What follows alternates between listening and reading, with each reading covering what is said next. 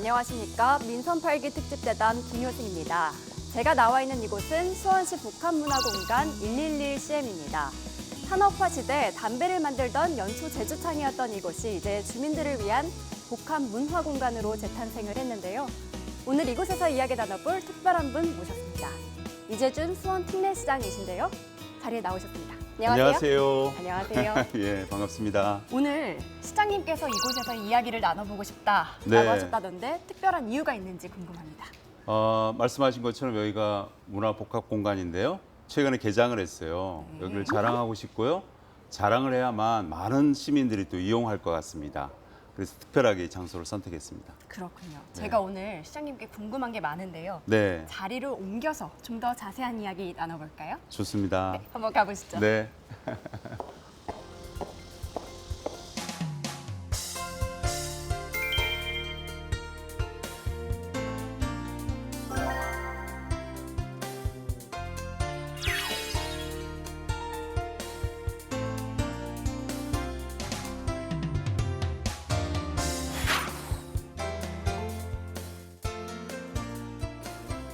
이렇게 전시실 안으로 자리를 옮겨봤는데요. 바깥이랑은 또 다른 분위기인 것 같아요. 멋지죠? 네. 이게 어떤 공간인지 소개를 좀 해주실까요? 여기가 이제 우리가 문화복합공간으로 길을 열었어요. 예전에는 그러니까 한 32년간 담배 공장이었죠. 우리 예전에 경제의 한 축이었어요. 그런데 이제 전매청이라는 데가 네. 여러분 잘 아는 요즘 KTNG라는 그렇죠, 이름으로 그렇죠. 민영화가 되고 나서 이제 여기가 이제 공장이 서버렸고 한 20년간 그대로 있었습니다. 근데 제가 부시장을 하던 2014년도에 도시 기본 계획으로 이곳을 개발하는 공간으로 바꿔서 개발을 하게 됐고 이제 작년 11월에 이 주변이 다 오픈을 했는데요. 이 복합문화 공간과 주변의 공원이 잘 어우러져서 그러게요. 이번에 국토부의 장관상을 받았어요. 오, 큰 상이네요. 큰 상을 받았죠. 다 인정해 준 겁니다. 과거와 현재 역사가 함께 깃들어 있는 공간. 예, 이런 미래도 특별한 열 수 공간, 있다. 그렇죠. 네. 공간에서 또 특별한 이야기가 나오지 않을까 싶은데요. 오늘 네. 좋은 말씀 많이 해주실 거라 믿고 네. 또 시장님께서 개인적인 이야기들도 시청자들이 궁금해하실 것 같거든요. 네. 먼저 개인적인 질문부터 드려볼까 하는데 우리가 많이 아는 독립운동가 이상설의 후손이라고 하더라고요. 뼈대 있는 가문이셨네요. 아니 뭐 저희 집안에 이제 큰 할아버지 격인데요. 여러분 잘 아시는 이상설 독립운동가시죠. 맞아요. 고종 황제로부터 헤이그에 특사로 파견됐다가 그 일 때문에 귀국을 못 하셨어요. 일본이 체포령을 내려가지고 그래서 하와이, 상해 결국 전전하시다가 블라디보스토크에서 독립운동을 계속 하셨는데 역사적인 것은 그분이 서전서숙이라는 교육 시설을 만들어서 교장 선생님을 하셨는데 그때 안중근 의사를 만나셔서 정신적으로 교육을 좀 많이 하셨었어요. 오, 정말 역사책에서만 들었던 보았던 그런 내용들을 지금 듣고 있는 것 같은데 네, 그분의 피를 타고났습니다. 저도. 그러니까요. 네. 특별한 피를. 네. 그리고 또 소년 이재준 하면 부모님에 대한 애틋한 기억이 많다고 하시던데 어떤 사연인지 궁금한데요. 예, 자라기는 평범하게 자랐습니다. 아버님은 그 보일러공을 하는 노동자셨고 어머님은 작은 채소 가게 사장님이셨는데 아버지는 늘 제가 학교 갔다 오면 그 공사 인건비가 아쉬우니까 아들을 데리고 와서 그 보일러 공하는 현장에 세면을 개면 제가 세면을 개고 다시 미장 일을 하는 그런 일을 많이 도왔고 어머니 이제 가끔 도매로 채소를 떼러 가면 그 채소장에서 가게를 맡아서 하는 맞이였어요. 그래서 그렇게 어릴 때 자랐는데 아버님 생각하면 결국 시멘트 독 때문에 혈액암으로 돌아가셨는데 나중에 어른이 돼서 아버님 돌아가시고 그 과정을 가장으로서 내가 경험해 보니까 집안을 이끌어 주셨던 그렇죠. 그 환경. 따뜻하고 그런데요. 어머님은 근데 굉장히 엄하시고 강인하셨어요. 그 강인한 어머님의 유전자와 또 부드럽고 늘 성실하셨던 아버지의 유전자를 잘 받았는데 늘 제가 어려울 때 지금도 전화하고 달려가는 결국 어머님이 저희 정신적으로 굉장히 지주랄까? 지주랄까 여전히 큰 기둥이세요. 그렇군요. 또 시장님의 인상이 굉장히 온화하신데 제가 볼 때는 어렸을 적에 온화하다고요? 남들은 산적 두목 같다 그러는데. 웃는 모습만 봐서 그런가요? 근데 별명이 콧불소셨다고요. 네. 코가 높으셔서 그런가요? 뭐 그런 것도 있을 거야 아마. 그런데 그 별명이 대학 때부터 조금 이렇게 지금까지 이어져 온 별명 중에 하나인데요. 대학 때 제가 학생 운동을 열심히 했습니다. 그러니까 소시민을 살았고 가정 형편이 안 좋았는데 대학에 와보니까 새로운 세상이 보이는 거예요. 네. 사상과 문화와 뭐 빈부격차 이 모든 것들이 충격이었어요. 그런데 자연스럽게 학생 운동에 참여를 하게 되고 또 여러 가지 데모도 많이 했을 거 아닙니까? 네. 그럴 때 데모하려면 수업 거부 운동을 많이 해야 돼요. 그래서 수업 거부 운동을 아주 가열차게 했던 거를 동료들이 보고 친구들이 보고 야, 너 코뿔소 닮았다. 추진력이 있고 굉장히 저돌적이다 이렇게 해서 한번 붙여준 별명입니다. 근데 코뿔소가 아름답지 않아요? 그 뒤에 코뿔소가 아주 에너지가 넘치는 이런 느낌이 있죠. 제가 전 세계 이렇게 여행하면서 네. 소품을 구입하는데 주로 코뿔소를 많이 모았어요. 집에 코뿔소 가득합니다. 이렇게 별명이 콧불소일 정도로 네. 이렇게 추진력도 어마어마하시고 노동운동을 하셨다고 하니까 학생운동. 네. 또 노동운동가로 성장을 하셨을 법도 한데 음. 공학 박사가 되셨어요. 학생 운동을 하다가 이제 고학력자가 되면 그 당시는 노동 운동으로 넘어가는 게 아주 코스처럼 됐는데 네네. 아마 그래서 우리나라 운동이 발전했을 거예요. 근데 제가 우리 아버지가 노동자였고 그런데 조합을 구성하지도 못하는 노동자였어요. 근데 조합을 구성하는 노동자들 위한 운동에 들어가는 것이 제가 적합한 건가? 마지로서 가장의 책임이 있는데 그런 갈등을 많이 하다가 대학생 말기에 멘토를 잘 만났습니다. 네.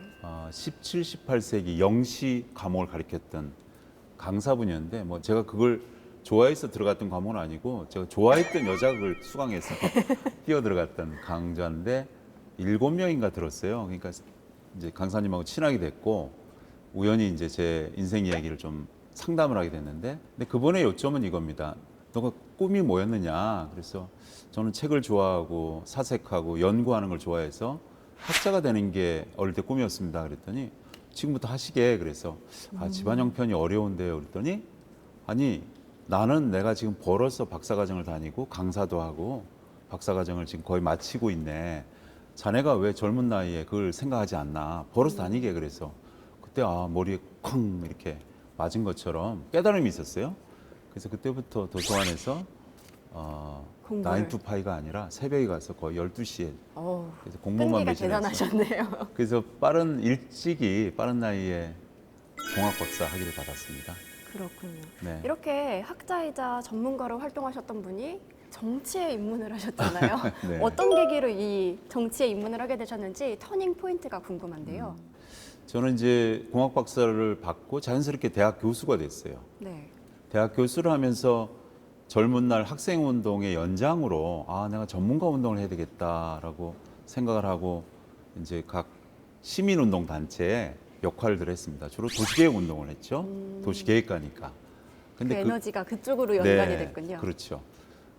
그런데 그때 우연히 만났던 시민 운동가 중에 정치를 하겠다고 나선 염태영 시장이 있었고요. 그 염태영 시장을 돕다 보니까 행정에 주는 사회적 파괴력이 대단히 크구나라고 해서 정치의 길로 들어섰고요. 조금 어려움이 있었지만 이제 시장이 돼서 제가 하고 싶은 일들을 하게 됐습니다. 그런데 보통 시장이 되겠다라는 목표를 세우면 주변에서 정치하지 마라 이렇게 뜯어 말리는 분들도 계셨을 수도 있는데 좀 어떠셨어요? 많은 사람들이 말렸죠. 왜 그 전문가 길을 갈 수 있는데 그 어려운 길을 가느냐. 그런데 제가 사람이라는 게 인생에서 좀 의미 있는 일, 더 큰 의미 있는 일을 하려고 무던히 고민하잖아요. 학자로서 또 전문가로서 길을 가는 것도 중요하지만 정치가로서 이 사회에 제가 이루고 싶은 꿈들을 구현하는 것이 그 전문가 길을 가는 것과 같다 생각했어요. 더 크게 역할을 할 수 있다고 생각했어요. 그런데 이제 문제는 이제 제가 사실은 쉽게 되지는 않았어요. 오랫동안 떨어지기도 했고 또 준비도 오랫동안 했는데 백수 생활도 오래 했고요. 근데 집사람이 처음에는 얼떨결에 지지를 했다가 나중에는 이제 그만하시죠.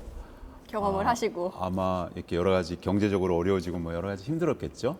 또 남편으로 이렇게 보니까 힘들었고. 그래서 반대를 좀 했고, 저의 가장 친한 친구들도 반대하고요. 제자들도, 좋아하는 그룹의 제자들이 있었는데, 아, 교수님, 스승님 이제 그만하시죠. 아니, 저희가 딴 길로 이렇게 같이 재밌는 길로 알아보겠습니다. 같이 할 수 있습니다라고 했는데, 제 의지가 좀 강했어요. 그런데 해야 되겠다고 고집은 피우지 않았습니다. 주변 사람들이 자연스럽게 동화될 때까지 기다렸어요, 저도. 그런데 그 끈기로. 의지를 갖고 꾸준하게 이렇게 가니까 집사람도 찬성을 하게 되고, 진정 원하는 게 뭐냐 그래서, 내가 원하는 거는 돈 버는 것도 아니고, 또 학자로서 명예를 거는 것도 아니고, 또 권력을, 정치를 잡아도 권력을 부리는 게 아닌 것 같다.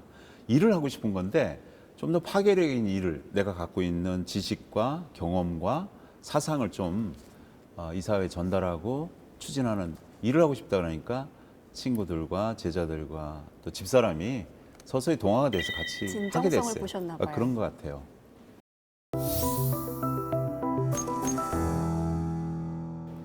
이렇게 시장님 개인적인 이야기를 들어봤는데 네. 지금부터는 수원시정에 대한 얘기를 좀 나눠볼까 합니다. 좋습니다.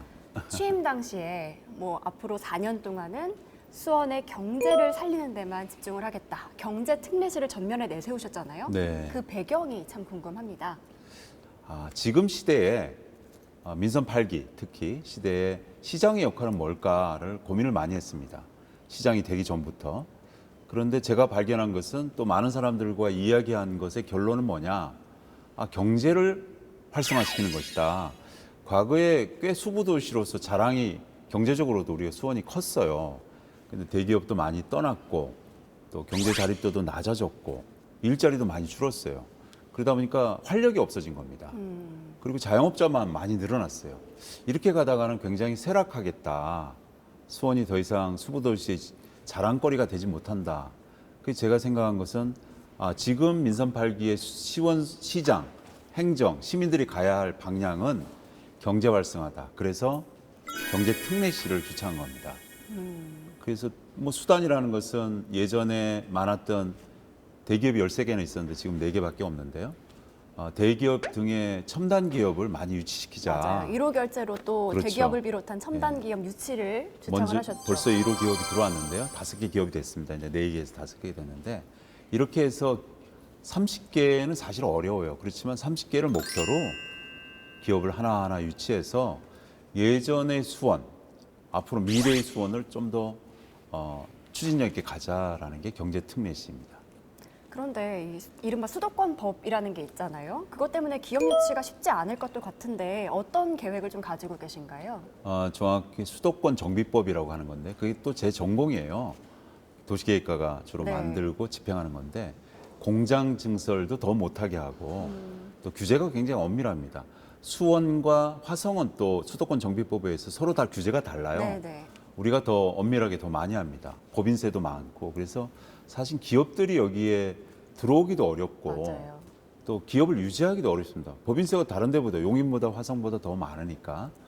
그래서 여러 가지 어려움이 있는데, 저 나름대로의 또 보관도 있습니다. 어떤 거냐 하면, 제가 도시계획과로서 택지개발 산업단지 국가적인 사업 프로젝트를 한 10개 이상을 주도적으로, 그러니까 총괄 계획가로서 한 경험들이 있습니다.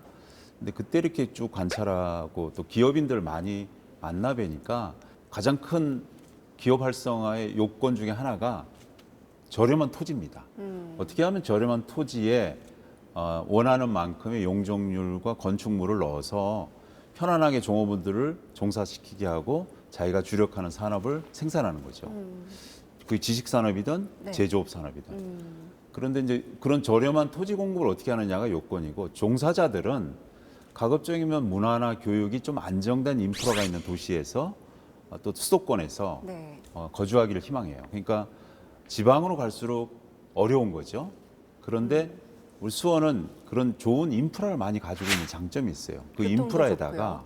교통, 교육, 또 문화예술이 잘 안정돼 있어요. 주거도 잘 안정돼 있죠. 맞아요.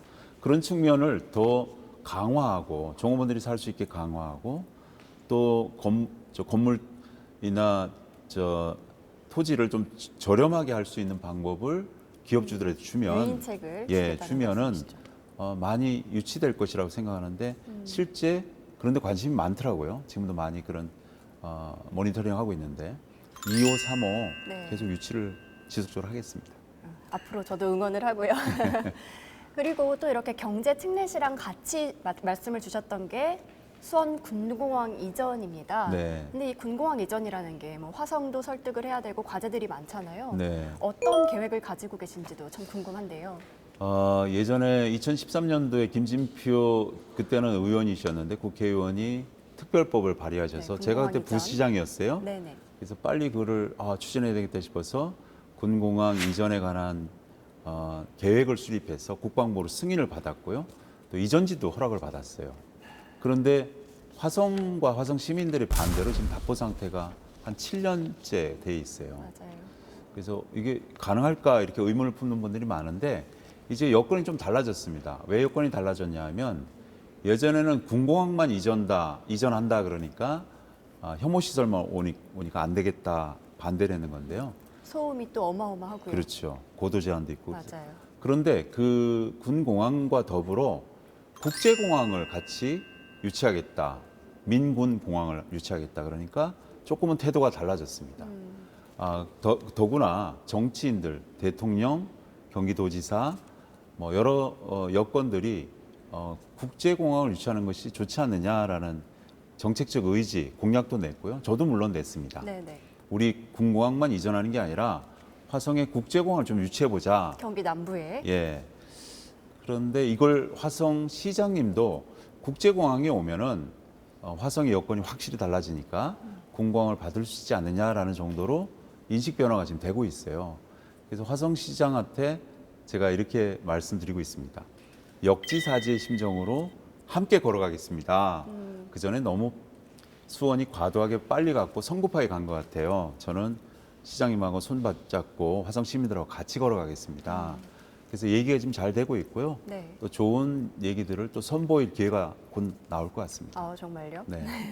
또 수원시가 올해 1월에 특례시로 출범을 했습니다. 수원 특례시가 되기는 했는데 네. 이 특례 권한 확보라는 과제가 남아 있잖아요.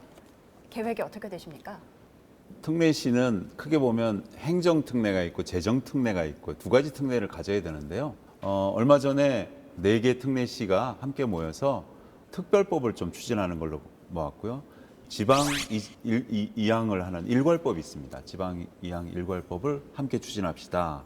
그리고 공동으로 가는 추진 기구를 만듭시다라는데 합의를 보고 공동 추진하기로 했어요.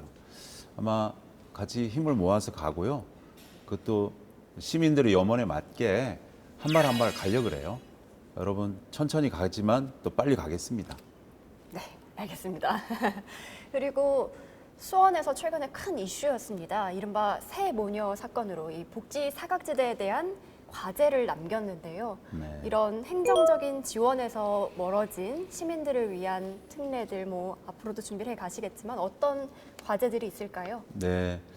우리 수원에서 일어난 그 세모녀 사건만 생각하면 송구하고 죄송하다는 말씀 드리는데요.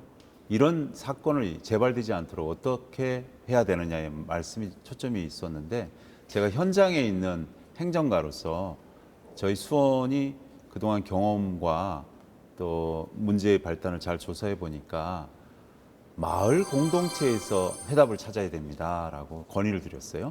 그러니까 제도로 한계성이 늘 있습니다. 제도가 물론 고쳐져야 되겠지만 아무리 제도를 고도화시킨다 해도 늘 사각지대가 있는 법이니까 그 사각지대를 마을에 있는 공동체, 예를 들면 통장, 반장, 주민자치회 등의 혹은 뭐 야구르트 아줌마, 이웃 주민들이 이웃 주민들 이런 분들이 누군지를 알아요. 사각지대에 있는 사람들이. 그분들이 모니터링할 수 있도록 공무원 같은 복지사 개념의 제도를 부여해주고 모니터링을 하면 돼요. 그리고 집행권도 일부 주면 됩니다. 예산이 필요하면 시에 결합해서 예산을 집행하게 하고 그러면 아마 그분들도 빠르게 전수조사가 될 것 같고요. 또 집행도 할 수 있을 것 같아요. 제도적으로는 뭐 전수조사를 2년에 2번 우리가 좀 하려고 지금 노력하고 있는데 그 말고도 마을 공동체가 스스로 모니터링하고 집행하게끔 하는 공동체 중심의 돌봄 시스템을 만들겠다라고 빈 제안을 공간을 드렸어요. 채우겠다는 말씀이시네요. 그렇죠. 그래야만 이 사각지대가 없어지지 제도로만 공무원을 많이 뽑아서 공무원이 집정하는 것은 한계성이 있다라고 제안을 이웃 주민들의 눈을 활용을 또 하는 것. 그렇죠. 또 계절에 맞는 질문을 한번 드려볼까 네. 하는데요. 올가을에 수원하는 수원에서 대표 축제 어떤 것들이 있을까요? 너무 많은데요. 우선 한 4가지 정도가 대표 축제라고 볼 수 있어요. 여러분 다 잘 아시는 경조대왕 능행차가 있습니다. 10월 8일, 9일 양일간 하는데요. 서울, 수원, 화성이 그 역할을 맡아서 하니까 아마 볼만할 겁니다. 또 수원 화성 문화축제인데요. 7일, 8일, 9일에 3일간 이루어집니다. 수원 곳곳에서 다양한 축제가 이루어지고요. 또 2가지 축제가 최근에 새로 개발됐어요. 어떤 거죠? 여러분 밤에 오면은 각종 미디어 쇼를 성곽 주변으로 많이 작년 가을부터 이루어졌는데요. 10월 23일까지 매일 열립니다. 그것은 또 세계유산 측정이라 그래서 22일까지 10월 20일까지 또 화성 행궁 주변이나 화성 근처에서 세계문화유산과 관련되는 여러 가지 역사 또 삶, 주민의 삶 이런 걸 중심으로 연극, 영화 등의 많은 축제들이 일어나니까요. 수원을 꼭 오세요. 시민들도 많이 나오시고 가을 산책 수원이 제격입니다. 뭐 가을 밤부터 서울부터 이르는 능행차까지 네. 볼거리들이 참 많을 것 같아요. 그럼요. 또 이제 마지막으로 저희 공통 질문 하나 드려볼까 하는데요. 시장님께서 못다한 말씀, 시민들에게 하고 싶은 말씀을 시장님 성함 세자로 전달을 해주시면 됩니다. 아하. 뭐 자신 있으신가요? 예. 지금 고민을 하시는 것 같은데 네. 오늘 한번 띄워드려 볼까요? 네. 먼저 이, 네. 이제부터 시민 여러분, 제, 재준이와 함께 갑시다. 준. 예. 준비되셨죠? 수원의 미래를 향해서. 준비하셨는데요? 오늘 이렇게 시장님의 개인적인 이야기부터 그리고 수원의 대소사들까지 함께 이야기를 나눠봤는데요. 네. 뭐 말씀 주신 것처럼 시민들이 함께 갈 준비가 되셨을까요? 오늘 이야기들로? 아마 충분히 되실 것 같아요. 앞으로의 수원 변화들 네. 4년 동안 기대를 해보면서요. 시장님 말씀 들어봤는데 어떻게 좋은 시간 되셨는지.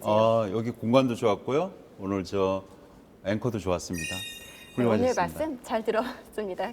나와주셔서 감사합니다. 감사합니다. 코로나로 오랫동안 취소됐던 축제들이 올해는 드디어 수원에서 열린다고 하는데요. 올가을 수원에서 다양한 축제들로 즐겨보시길 바라겠습니다. 민선 8기 특집 대담 여기서 마칩니다. 시청해주신 여러분 고맙습니다.